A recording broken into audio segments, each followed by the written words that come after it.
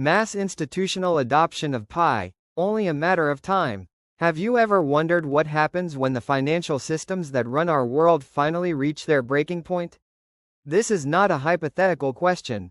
Across the globe, leaders of superpowers are already signaling that the age of debt-based money is collapsing. When President Putin's advisor openly warned that the United States might attempt a national debt reset through stablecoins, what was he really saying?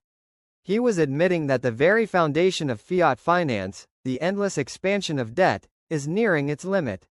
And when U.S. leaders, even under the Trump administration, discussed repayment strategies for national debt, what does that reveal?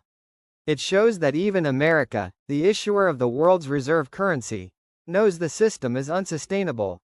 So here is the critical question: if debt-based money cannot survive, what comes next? The answer is beginning to take shape, and it carries a single name: Pi. Why Pi is the strongest candidate?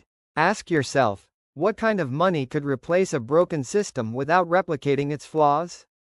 First, it must be debt-free. Unlike fiat, which is issued as an obligation, Pi is issued through labor, validation, and real human contribution. No loans, no interest, no chains. This is why Pi stands as a pure reset mechanism. It creates value without generating debt. Second, it must have a way to remain stable and balanced. Here, Pi's 20% annual staking reward is not just a reward, it's a programmable equilibrium tool. Instead of a central bank adjusting interest rates in a boardroom, Pi allows its very design to ensure circulation, saving, and consumption remain in harmony. Third, trust is essential. Who controls Pi? Who ensures it isn't corrupted by bots, speculators, or centralized elites? The answer lies in Pi's human-centered trust network. By combining KYC with AI verification, Pi ensures that only verified human beings drive the network. This satisfies the same trust requirements that banks and institutions demand, without the need for middlemen.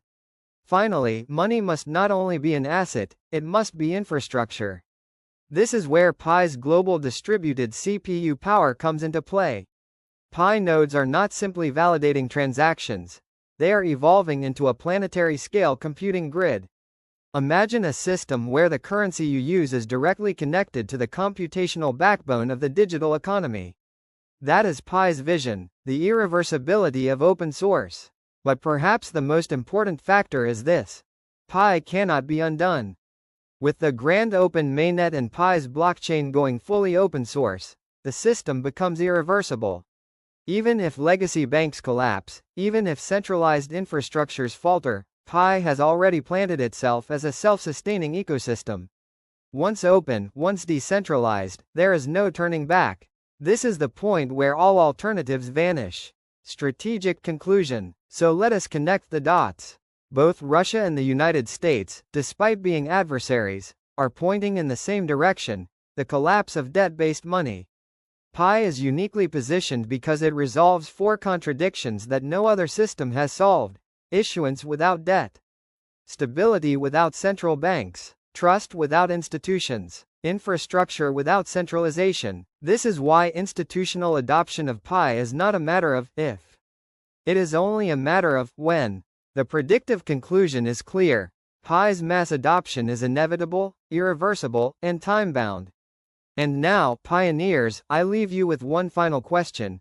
When institutions finally recognize what Pi has already built, will you be ready to lead, or will you simply follow?